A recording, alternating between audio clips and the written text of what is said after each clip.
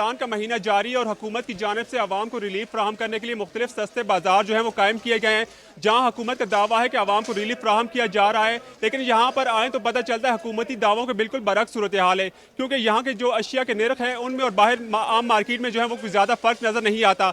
जहाँ जो सेब मिल रहे हैं वो सेब जो है 250 से 320 रुपए तक के किलो मिल रहे हैं।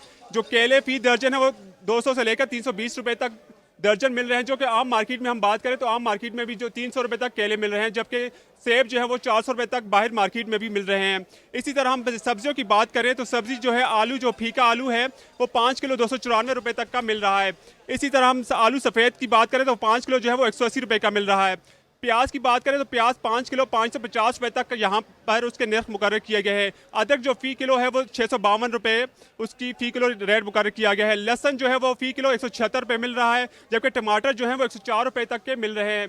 शहरियों से हमारी बात हुई है तो शहरियों का कहना है कि हुकूमत को महंगाई कंट्रोल करने के लिए सख्त इकदाम करना होंगे, क्योंकि अब जो तनख्वाह में उनका गुजारा मुश्किल हो गया है। दूसरी जानब दुकानदारों से भी हमारी बात हुई तो दुकानदारों को कहना है कि महंगाई की वजह से उनके कारोबार पर भी बहुत ज़्यादा असर पड़ा है।